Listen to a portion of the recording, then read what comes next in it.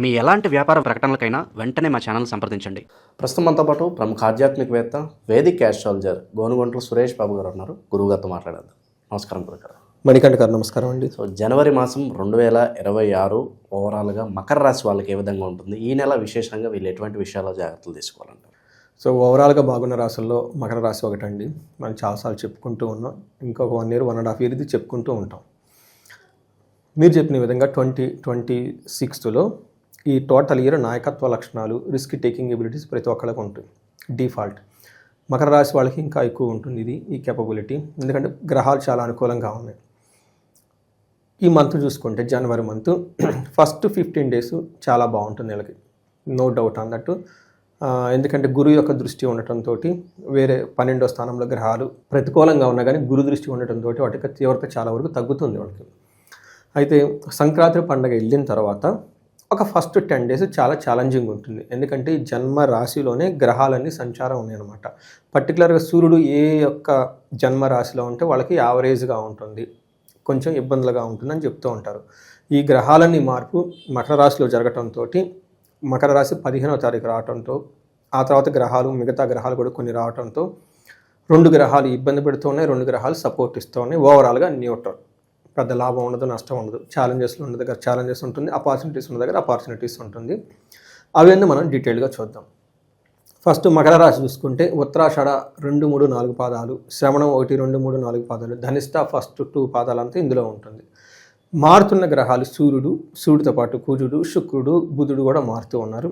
ఈ గ్రహాల first 15 days చూసుకుంటే ఇబ్బంది పెట్టాల్సిన కొన్ని ఉన్నా, లేదంటే పెడుతున్నా టోటల్గా విపరీత వేద ఉన్న కాన్సెప్ట్ తోటి పెద్దగా ఏ గ్రహం ఇబ్బంది పెట్టదు, పెద్దగా ఏది వీళ్ళకి అదృష్టం కూడా కలిసి వచ్చేది ఏమి ఉండదు, నార్మల్గా వెళ్ళిపోతూ ఉంటుంది. కొంచెం అవమానం పడే పరిస్థితులు లాంటివి వీళ్ళు ఫీల్ అవుతారు కొన్ని సందర్భాలు. ఇది ఒకటి గుర్తుపెట్టుకోవాలి.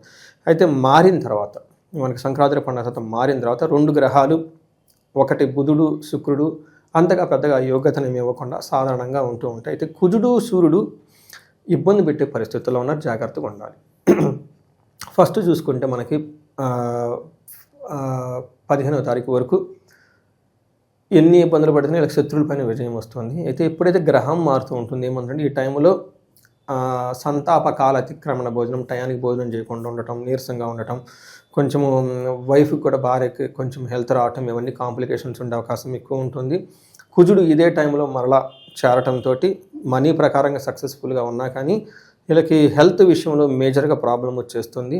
మానసికంగా టెన్షన్కి గురే అవకాశం ఉంటుంది. ఫస్ట్ ఏమంటారు, ధనక్షయం, దేహపీడనం 2 అంటే ఒకటి హెల్త్ కాంబినేషను, ఒక పక్క ధనానికి ఎక్కువగా విపరీతంగా అవుట్ ఆఫ్ కంట్రోల్ అయ్యే అవకాశం ఎక్కువగా ఉంటుంది. ఇది కుజుని వల్ల. అయితే కుజుడు మారిన తర్వాత కూడాను వీళ్ళకి ఏమవుతుందంటేనండి, రాక్షస పీడనం, ఏదో ఒక కనపడని ప్రాబ్లమ్స్ వచ్చేసి ఇబ్బంది పడటం, భార్య ద్వారా ఇబ్బంది రావటం, జ్వరం రావటం, ఇవన్నీ వస్తుంటుంది. చిన్న గాయాలయ్యే అవకాశం కూడా ఉంటుంది, గుర్తుపెట్టుకోవాలి. అయితే శుక్రుడు వీళ్ళకి ఫస్ట్ హౌస్లో ఉండడంతో కుజుడు పెట్టే ప్రాబ్లమ్స్ని చాలా వరకు సేఫ్ గార్డ్ చేస్తారనమాట. ప్రాబ్లం వస్తుంది కానీ మళ్ళీ రికవరీ క్విక్గా అవుతారనమాట. శుక్రుడు వీళ్ళకి ఫస్ట్ హౌస్లో ఉండటంతో ఏమవుతుందంటేనండి, ఫస్ట్ 15 days పుష్టిగా ఉంటారు, కాంతిగా ఉంటారు, కీర్తి ప్రదేశాలన్నీ తీసుకొని వస్తూ ఉంటారు, భోజనం అంతా చక్కగా చూస్తూ ఉంటారు, పిల్లల విషయంలో కొంచెం ఆందోళన చెందుతూ ఉంటారు. అయితే ఎప్పుడైతే మకర సంక్రాంతి తర్వాత ఫస్ట్ హౌస్లో శుక్రుడు రావడంతో బాగుంటుంది. అంటే ఫస్ట్ 2 గ్రహాలు ఇబ్బంది పెడుతున్నా శుక్రుడు వచ్చేటప్పటికి బాగా యోగ్యతను తీసుకొని వస్తున్నాడు. వాళ్ళు పెట్టే ప్రాబ్లమ్స్ని ఏమైనా సేఫ్ గార్డ్ చేసేసి ఆ డ్యామేజ్ ఎక్కువ కాకుండా వెరీ క్విక్గా రికవరీ తీసుకొని వస్తూ ఉన్నారు. శుక్రుడు ఏమవుతుందంటే అర్ధలాభాచ, ధనం ప్రకారంగా లాభం తీసుకొని వస్తుంటారు, సౌఖ్యంగా ఉంటారు. యత్నకార్య లాభాస్యాత్, ఏదైనా కనుక పని చేస్తే కొంచెం ఇబ్బందులు ఉన్నా అనుకూలంగా ఉంటుంది.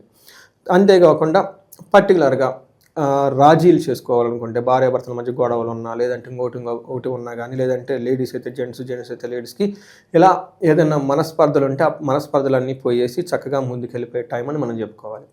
ఓవరాల్గా కనుక చూసుకుంటే వీళ్ళకి గ్రహాలు మారిన తర్వాత మారకముందు మిక్స్డ్గా ఉంటుంది. ఫస్ట్ 15 days అవమానాలు జరిగే అవకాశం ఉంటుంది. తర్వాత 15 days ధనం పోతుంది, మరలా ధనం వచ్చేస్తుంది, అవమానం పడతారు, మళ్ళీ రాజవ్యూహం ఉంటుంది. ఓవరాల్గా ఒక విధంగా కొంచెం అప్స్ అండ్ డౌన్స్తో ముందుకి దూసుకొని పోయే రాశి మకర రాశిని మనం చెప్పుకోవాలండి. సో కొత్త పరిచయాలను అయితే వాళ్ళతో ఎంతవరకు ఉండాలి, వాళ్ళతో ఎలా వ్యవహరిస్తే బాగుంటుందంట, అంటే ప్రలోభాలకు గురయ్యే అవకాశాలను కనిపిస్తుంది? మకర రాశిని ప్రలోభాలకు గురి చేసే అంత సీన్ అయితే ఎవరికి లేదండి, అది మాత్రం గ్యారంటీ. ఎందుకంటే వాళ్ళు ఆల్రెడీ అయిపోయినాయి, పెద్ద పెద్ద మాయలను చూసి వచ్చేసారు. ఎందుకంటే వాళ్ళకి ఏలినాటి శని నుంచి బయట ఇప్పుడే పడ్డారు. కొంతమంది ఇంకా యొక్క ప్రభావంతో ఉన్నారు, బట్ చాలామందికి ఒక 60-70 మంది బయటకు వచ్చేసారు. ఇంకెవరైనా పడని వాళ్ళు ఉంటే ఒకసారి హారోస్కోప్ చూపించుకోవడం చాలా మంచిది, చేస్తే బాగుంటుందండి. వీళ్ళకి ఆల్రెడీ అన్నీ అయిపోయినాయి. ఇంకా విశేషంగా స్త్రీల వల్ల ఏమన్నా ఇబ్బందికర వాతావరణం ఏమైనా ఉంటుందా వీళ్ళకి ఉంటుందండి, కానీ అది 15 days తర్వాత పోతుంది, ఈ లోపు ఏదైనా ఉన్నా కానీ. ఇంకా విశేషంగా ఈ మాసంలో ఎటువంటి పరిహారాలు దైవారాధనలు ఉంటే బాగుంటుందంట? వీళ్ళు దైవ చింతనతో ఉండడం చాలా ముఖ్యం. ఎందుకంటే యావరేజ్గా ఉంది కాబట్టి, జనరల్గా ఈ టైంలో అందరికి యావరేజ్గానే ఉంటుంది. అందరు వెకేషన్కి వెళ్తూ ఉంటారు, బిజినెస్ అంతా స్లోగా ఉంటుంది, వెకేషన్ మూడ్లో ఉంటారు. బై డిఫాల్ట్గా ఒక 10-15 days అలా వెళ్ళిపోతుంది అనమాట. పెద్ద పెద్ద ఏం లేకుండా పెండింగ్ పనులు ఏమైనా ఉంటే చేసుకుంటే బాగుంటుంది. వీళ్ళు విశేషంగా బాగా రాణించడానికి ఈ మాసంలో సూర్యుడికి సంబంధించిన ఆరాధన చేస్తే బాగుంటుంది. సూర్య నమస్కారాలు చేయటం, యోగా చేయటం, ఆశ్రమాలకు వెళ్ళటం, ఇవి చేస్తే బాగుంటుంది. వీటితో పాటు ఇంకెవరికైనా ఎక్కువగా మకర రాశి వాళ్ళు ఫైనాన్స్కి ఇబ్బంది పడుతూ ఉన్నారు, చాలామంది నేను కనెక్ట్ అయ్యారు, అంతా బాగుందండి. కొంతమందికి వాళ్ళ ఇండివిజువల్ జాతకంలో జనరల్గా గోచర అయితే బాగుంది అనగానే మొత్తం లైఫ్ అంతా బాగుందని కాదండి, వాళ్ళు ఇండివిజువల్ జాతకం చూసుకోవాలి. వీటితో పాటు వాళ్ళకు కూడా చాలా కొన్ని ప్రాబ్లమ్స్ ఉంటాయండి. శాపాలు అంటారు, పితృశాపం, తర్వాత స్త్రీ శాపమని, గురు శాపమని, శని శాపమని, ఇవన్నీ ఏమన్నా ఉన్నాయో చూసుకోవాలి. కొన్ని జాతకంలో లోపాలంటే కాలసర్పదోషము, తర్వాత సర్పదోషం, ఇలాంటి దోషాలు ఏమైనా ఉంటే శాపాలు దోషాలు రెండు చెక్ చేసుకోవాలి. దోషం అంటే రిజల్ట్ ఉంటుంది, ఇబ్బందులతో ఉంటుంది. శాపం అంటే ఆ సైడ్ నుంచి మీకు బ్లాక్ అయిపోతుంది. అందుకని ఈ ఫ్రిక్షన్ లేకుండా ఉండటానికి, మిమ్మల్ని డైవర్ట్ చేయకుండా ఉండడానికి ఈ శాపాలు దోషాలు చూసుకుంటూ ఉంటే బాగుంటుంది. చాలామందికి రాజయోగాలు ఉంటాయి, రాజయోగాలు ఉన్నా రాజు కాలేరు, ఎందుకంటే ఈ దోషాలు శాపాలు ఉంటాయి కాబట్టి. ఇవన్నీ నీట్గా క్లీన్ చేసుకొని ముందుకు తీసుకెళ్లాల్సిన అవసరం చాలా ఉంది. అందులోనే మకర రాశి వాళ్ళకి 35 నుంచి 45 సంవత్సరాల మధ్యలో ఉండి ఈ టైంలో హారోస్కోప్ క్లీన్గా చెక్ చేయించుకోవడం చాలా చాలా బెటర్. ఎందుకంటే తర్వాత మరలా వీళ్ళకి అర్ధాశ్రమ శని, ఇప్పటిదాకా వెళ్ళినాడు శని, ఇవన్నీ వస్తూ ఉంటాయి. కొంతమందికి ఆల్రెడీ మకర రాశి వాళ్ళకి శని దశ నడుస్తూ ఉంటుంది. ఎక్కువ మంది మీరు గమనించుకుంటే ఎవరి ఏజ్ అయితే అరౌండ్ 35, 40, 45 ఇలా ఉంటుందో వాళ్ళకి శని దశ నడుస్తున్న వాళ్ళకి విశేషంగా శని శాంతి పూజలు చేయించుకోవటం. గురుదశ కొంతమందికి నడుస్తూ ఉంటుంది, ఎక్స్పాండ్ అవుతూ ఉంటారు, బట్ ఛాలెంజెస్ ఉంటుంది, ఎక్కువగా మెంటల్గా అప్స్ అండ్ డౌన్స్ ఫేస్ చేస్తూ ఉంటే ఇవి దోషాలు శాపాలు చెక్ చేయించుకొని వీటికి ఇంకా ఏమైనా అవసరం అంటే సరైన పూజలు చేయించుకుంటే బాగుంటుంది. ముఖ్యంగా ధనానికి స్వర్ణలక్ష్మి విశేష హోమం అని ఉంటుంది. భార్యాభర్తలకి అన్యోన్యంగా ఉండటానికి అన్యోన్య దాంపత్య పాశుపత అభిషేకము, విశ్వావశు గంధర్వరాజ హోమము, వీటితో పాటు కాలసర్ప దోషాలు, తర్వాత త్రిపిండి దోషాలు, పితృదోషాలు, ఇవి ఏమంటే పూజలు చేయించుకుంటే ఆ బ్లాకేజెస్ అని పోయేసి లైఫ్లోకి ఫాస్ట్గా ముందుకెళ్తారు.